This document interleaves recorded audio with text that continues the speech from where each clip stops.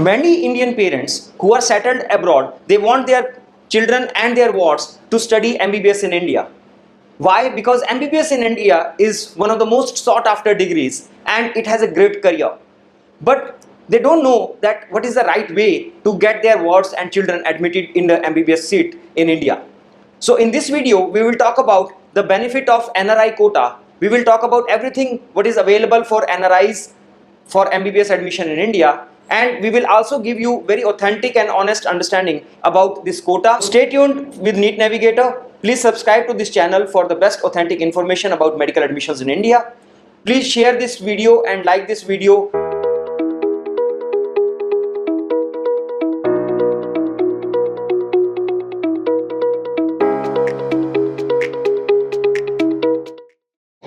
Hi, my name is Rakesh Jain. I am the founder of NEET Navigator and MBBS Lighthouse.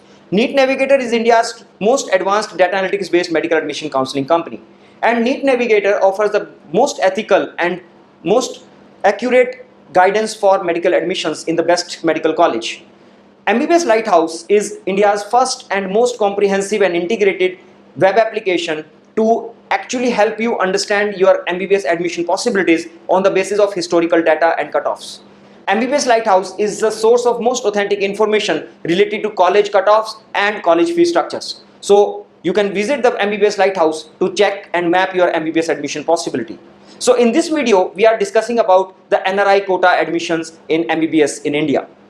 So before we actually move on to the process, first of all, let's quickly understand that who actually falls into the category of an NRI.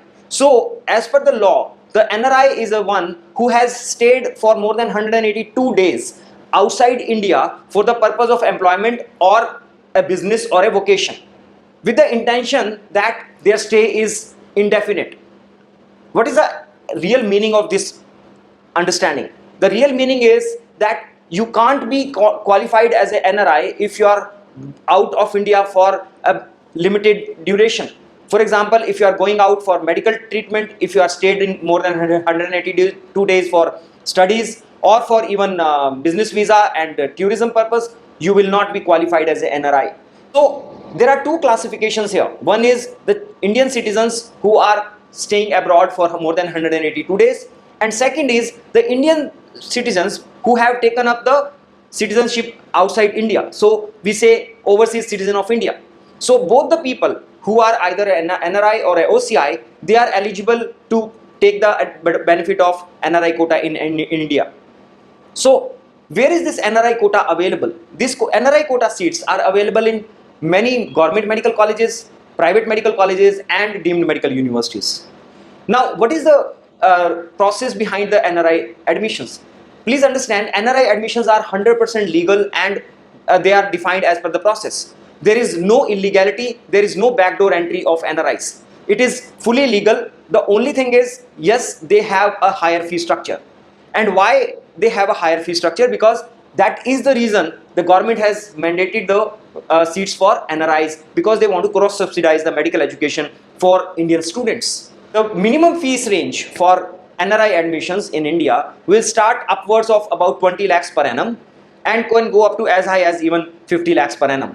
In fact, even in the government medical colleges, the fee structure for NRIs will range from $110,000 to $135,000. So you should be very, very aware of that the cost of an NRI admission in India is going to be higher.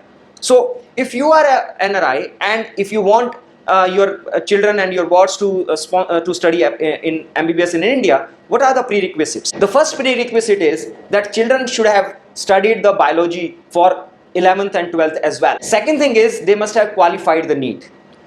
Please understand, if they have not appeared in NEET, they cannot be participating into counseling. And second thing is, even if they have appeared in the NEET, if they have not qualified the NEET and your qualification remains the category which you belong to, so you will be eligible for participation into the counseling on the basis of your cutoff which is prescribed for your category. If you are having the more marks than the defined cutoff and if you are eligible to participate in counseling, then what you need to do? You need to do that you have to actually go into the system as a NRI sponsored candidate or as a NRI candidate. Now what is the difference between these two? If the student himself or herself is an NRI, then he is an NRI candidate. However, if the student is not an NRI, but his family or his first relations are an NRI, then it classifies into as a NRI sponsored category. Second thing is sponsorship. Now, who can sponsor for the NRI? The first sponsor rights are for the blood relations. So the brother, sister, father, mother, they can sponsor the child for MBBS admission on NRI quota. If there is no NRI in the blood relation, the NRI can be from the first relation. So first maternal family and first paternal family. They can also sponsor a child for NRI quota admission in MBBS in India. Now, where are these NRI quota seats available?